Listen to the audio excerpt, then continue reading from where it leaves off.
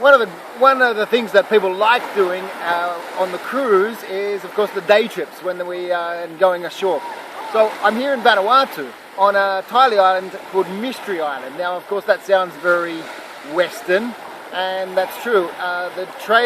When the fun ship first came back in the 80s, they renamed the traditional name of this island was Inuag Island, and they changed it to Mystery Island. Anyway, many cruise ships enjoy is getting off the cruise ship. You can see it in the background, and coming on to the shore. So I'm here on Mystery Island. It's the southernmost island in the Vanuatu archipelago, and you can see crystal blue waters, clean white sand. Tourists coming here enjoying the snorkeling, the kayaking, the swimming, and just enjoying being off the cruise ship. So this is one of the great things about cruising. In fact, back in 1974, Queen Elizabeth, on her way from Vanuatu, Port Vila, on the way to Australia, stopped here in the Royal Britannia and had a picnic here on this very island. So this Mystery Island. It is uninhabited, and it's only 1.5 square kilometers in area.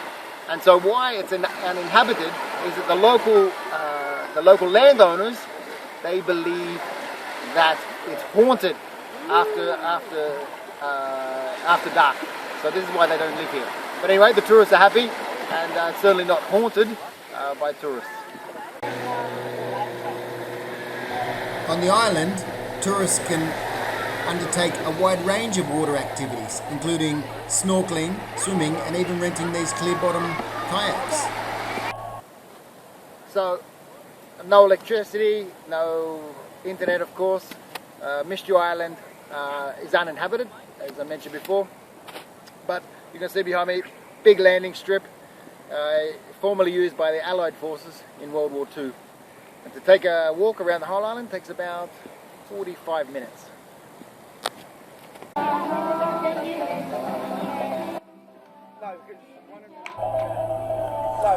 One thing I love about the Pacific is the traditional music. Here we see the local villagers singing for and dancing for the cruise tourists. Being a ukulele player, I especially love listening to this type of music.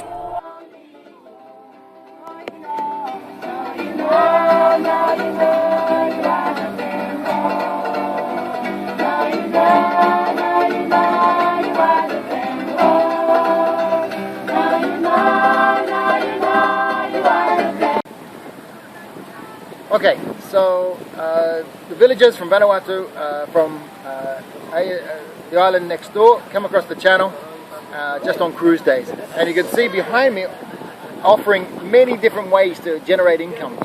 Now, you could argue that this type of tourism is more beneficial for the locals. It's an uninhabited island, and you're putting the 2,000 or so cruise tourists in, if you like, a third place. They're not intruding directly into the lives of the visitors, but the locals are still able to earn money running tours, fish feeding, snorkeling, selling drinks, selling handicrafts, selling Tusker beers on an island. So in one sense, it's more sustainable in that the tourists aren't directly negatively impacting.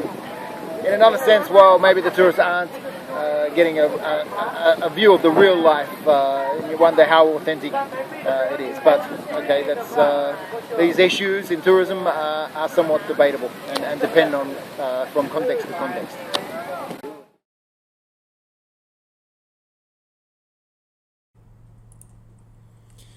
Here, the tourists are purchasing fresh coconuts, either to eat the meat, or it could even be the coconut apple, the white spongy material which grows inside the nut to provide nutrients to the plant before the roots sprout.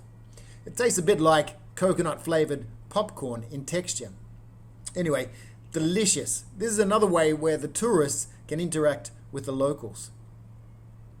And here, the villagers have set up stalls where they sell their handicraft also to the tourists.